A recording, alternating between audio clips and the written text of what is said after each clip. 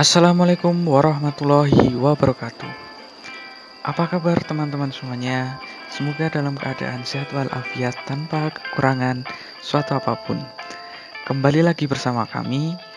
Di sini kami akan mempresentasikan tentang SMK masa depan, di mana SMK ini menurut kami akan cocok diterapkan di kemudian hari untuk kemajuan bangsa dan negara ini.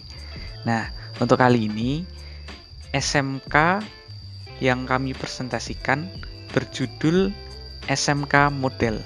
Sebelumnya, perkenalkan anggota kelompok ini. Yang pertama ada Dian Febrianto dengan NIM terakhir 003. Kemudian ada Ardi Tito dengan NIM terakhir 004. Kemudian ada Muhammad Idris Kurniawan dengan NIM terakhir 005. Kemudian yang terakhir ada Silakudin dengan NIM terakhir 024. Oke, langsung ke slide selanjutnya.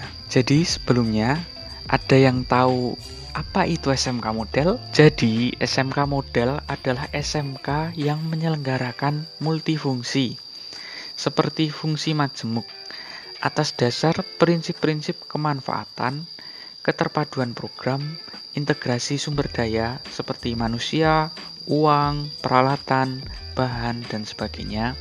Kemudian resourcing sharing dan pemanfaatan teknologi informasi secara maksimal.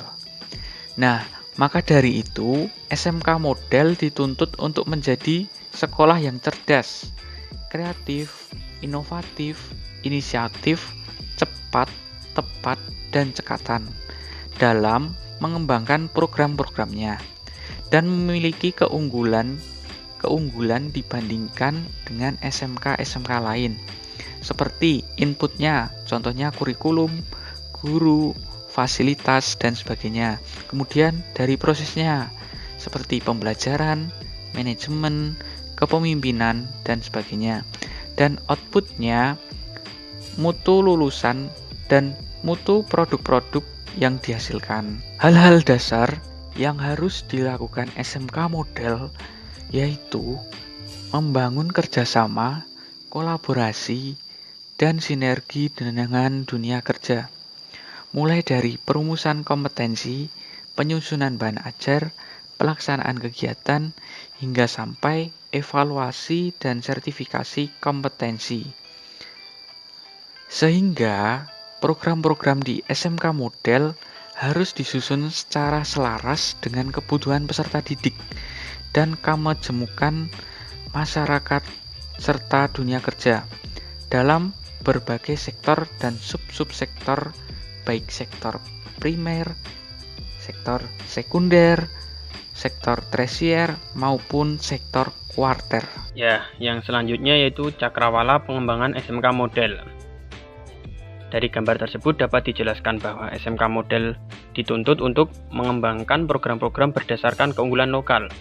Ya, berdasarkan karakteristik dan kebutuhan Indonesia, karena Indonesia itu memiliki kekayaan alam yang beragam dan melimpah, serta kemajemukan sektor-sektor pembangunan, baik sektor primer seperti pertanian, perkebunan, peternakan. Lalu sektor sekunder itu industri dan perusahaan dan sebagainya. Lalu dari sektor tersier atau jasa langsung seperti bank dan transportasi, maupun sektor kuarter atau jasa tidak langsung. Tetapi mengingat SMK Model tidak bisa steril dari pengembangan global, maka SMK Model harus terbuka terhadap gesekan-gesekan kemajuan-kemajuan global yang konstruktif. Oleh karenanya, dalam mengadopsi dan mengadaptasi pengembangan global harus dilakukan secara efektif, inkorporatif, dalam arti tidak semua perkembangan global dipindah ke Indonesia. Lalu, strategi dalam pengembangan SMK Model. Yang pertama, mengembangkan program-program unggulan mutu lulusannya yang dapat dirujuk oleh SMK-SMK lain di Indonesia. Program-program unggulan yang dimaksud yaitu dalam bahasa ekonomi adalah what to produce, apa yang akan diproduksi, how to produce, bagaimana memproduksinya, and for whom, untuk siapa, yang selaras dengan aneka ragam kebutuhan pembangunan ekonomi dan kebutuhan masyarakat. Selanjutnya, yang kedua, mendirikan unit usaha di sekolahnya yang produknya bisa berupa barang atau jasa dan siswanya bekerja di unit usaha ini sebagai karyawan atas bimbingan gurunya. Unit usaha di sini dapat berbentuk badan usaha atau koperasi sehingga menjadikan siswa SMK dapat berlatih secara langsung dalam berbisnis. Teaching industri yaitu SMK bekerjasama dengan industri dengan menyediakan tempat bagi industri untuk memproduksi barang sesuai dengan yang diproduksi oleh industri yang bersangkutan. 4. Sebagai mitra perusahaan dalam pelatihan kerja karyawan perusahaan. Sebagai pusat pelatihan kerja bagi siapa saja yang membutuhkannya dan yang dapat untung darinya, terutama para penganggur atau pencari kerja atau mereka yang ingin meningkatkan keterampilannya. 6.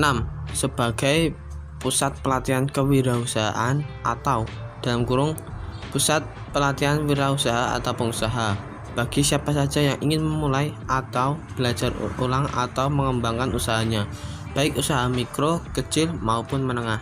Slide yang selanjutnya adalah sebagai pusat informasi pasar kerja atau bursa kerja khusus yang diupayakan melalui kerjasama dengan Dinas Tenaga Kerja dan transmigrasi setempat. Jika strategi ini dijalankan dengan baik, maka transisi dari SMK model ke dunia kerja akan lancar sehingga mampu mengurangi masa tunggu kerja atau mengurangi lama pengangguran. Untuk itu, bersama-sama dengan Dinas Tenaga Kerja dan Trans tempat, SMK model agar membangun sistem informasi pasar kerja yang mutakhir dan akurat.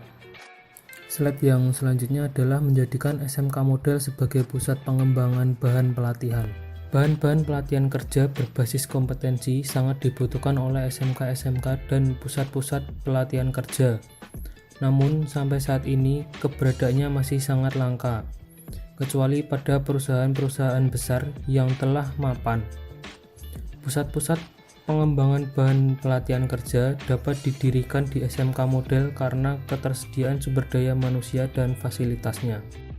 Slide yang selanjutnya sebagai tempat penyiapan calon-calon tenaga kerja internasional atau TKI agar terampil, luas, melek teknologi, mampu berbahasa asing, dan mampu bergaul dengan keragaman budaya lintas bangsa. Untuk itu, SMK model dituntut untuk memiliki wawasan global, terutama wawasan tentang tenaga kerja yang dibutuhkan oleh negara-negara lain, serta persyaratan-persyaratan untuk memasukinya. Slide yang selanjutnya adalah kesimpulan. SMK model dirancang untuk menyelenggarakan fungsi majemuk berdasarkan kemajemukan kebutuhan masyarakat, khususnya dunia kerja. Oleh karena itu, keselarasannya dengan kebutuhan masyarakat merupakan imperatif, baik dalam dimensi kuantitas, kualitas, lokasi, maupun waktu. Sekian presentasi yang dapat kami sampaikan. Jika ada masukan dan jika ada pertanyaan bisa disampaikan melalui kelompok kami atau komen pada komentar di bawah.